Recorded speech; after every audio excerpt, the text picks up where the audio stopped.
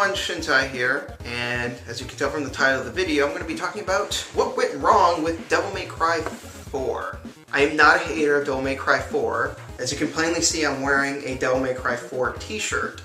And to those who know me know I'm a huge Devil May Cry fan. I've loved the series ever since I played the first one in middle school. But there is a lot of problems surrounding Devil May Cry 4, and I'm here to talk about it. I would say that Devil May Cry 2 is probably more controversial, an interesting topic in and of itself, but I want to talk more about 4 as I find that a little more interesting. Because it's really not a bad game, but it was still disappointing. There's a lot of reasons behind that I want to discuss. But first we gotta talk about the beginning of the series. When Devil May Cry 1 came out, it was like nothing people had seen before. The only game that I can think of that came out before it, that was similar to it, was Berserk Guts Rage for the Dreamcast. But that game hasn't aged very well. Even though I'm a huge fan of the Berserk anime and manga, playing through that game, it was still fun to play just because I'm a fan. It was very unpolished, and there were a lot of problems with it. Devil May Cry kind of took that kind of concept and just smoothed it out, fixed what was wrong, added variety, and made it a completely awesome game. When Devil May Cry 2 came out, the biggest problem with 2 was that it was made by a different team, and because of that, a lot of the things that we liked from the first game were missing. The epic feel, the diversity in the gameplay, a lot of the elements from the original game were gone in the second game. And a lot of people, including myself, were very disappointed by that. And so a lot of people were, sorely disappointed by it. People had lost hope in the series. Especially since the third game was being made by the same team that made the second game. When the third one was announced, people were still kind of, not really sure. But then the third one came out and it was the best one in the series. At least in my opinion, the third one was amazing. And is to this day my favorite action game of all time. They announced the fourth one, everyone was like, yes, because 3 was so awesome, give us more. So what happened with Devil May Cry 4? Why did it not satisfy fans of the series? I'm not a hater of this game. Like I said before, I really don't think it's as bad as a game as some people make it out to be. And the reason I say that is because a lot of what is in the game is still consistent with what we've liked throughout the series. But there is a lot of really good reasons as to why people were disappointed with this game. It really has to do with trying to fill in Devil May Cry 3's shoes, first of all, is a tall order, because that is an amazing game. I knew that 4 just wasn't going to be as good as 3. I was kind of expecting that it wasn't going to be quite as good. The problem is Capcom, I think specifically the director behind 4, was hyping the game up and promised the world and couldn't fulfill his promises. I distinctly remember a few things that he said. First of all, he said that the game's engine was so advanced that it would not be able to be played on the 360, and originally it was going to be a PS3 exclusive, and that was a lie, because they released it for the 360. Not that I really care that it wasn't an exclusive, just that it's really uncool of them to say that they were going to make use of the PS3, and it was going to be like this really great exclusive, and then turn around, turns out that's not true. Another problem with the game, the director promised more weapons than all of the previous Devil May Cry games combined. That was a huge lie, because 4 didn't even have as many weapons as 3 did. Now, personally, that didn't really bother me too much, because I'm more quality over quantity, so it didn't really bother me that we didn't get as many weapons. But just the fact that they lied put a damper on their reputation. It reminds me of Peter Molyneux with the Fable games, although nowhere near as bad. That guy promised so much crap that wasn't in those games. Back to Devil May Cry 4, I think that's a big reason as to why a lot of people were disappointed with it, because it was such high hopes. The director was promising all this stuff.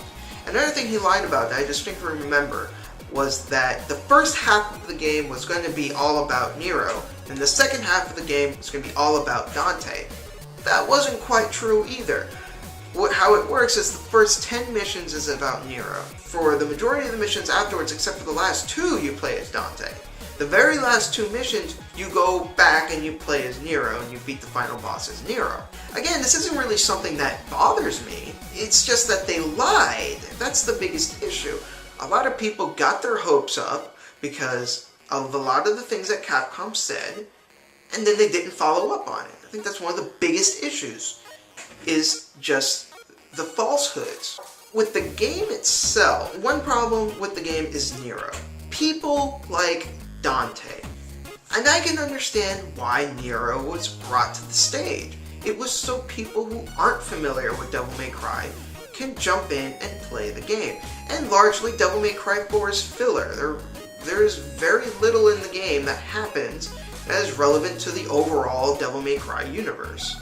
And that's fine. I don't think there's anything particularly wrong with that. But at the same time, even though you could tell this was a game that was made for people who don't know about Devil May Cry, the people who do were like, well, what the hell? And again, not something that bothers me. Just trying to get people to understand, like to those who don't, why Devil May Cry 4 was received the way it was. Now, another issue with the game, and this is something I do have a legitimate issue with, is the fact that you play the game as Nero. You get to a certain point, and then when you play as Dante, you're basically backtracking through everything that Nero just did in reverse order, with very little new stuff. That is just lazy. Devil May Cry 1 and 3, I admit, had some retreading of old areas, but at the very least, they made the areas look different, and they threw in different enemies.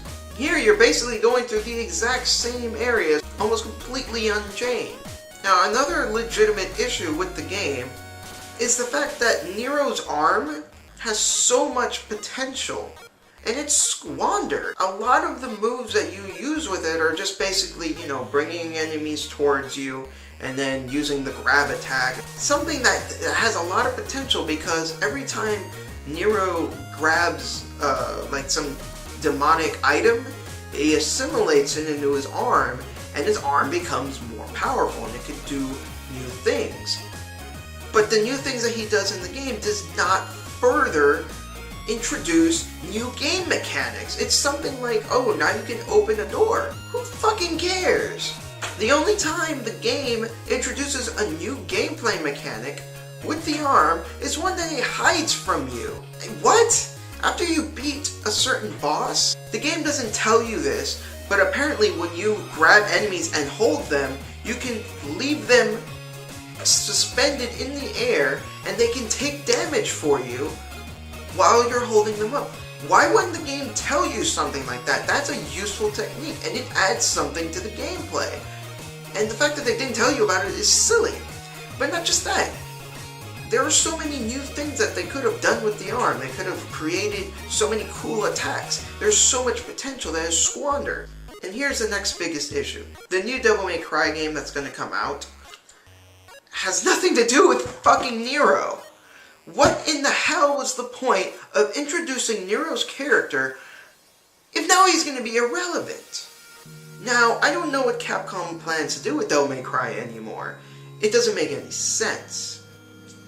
They introduce a new character, and then they hire a new team to make another Devil May Cry game that has nothing to do with anything we've seen in the series up until now. But I'm getting off track, going back to Devil May Cry 4. I think the game itself is fine.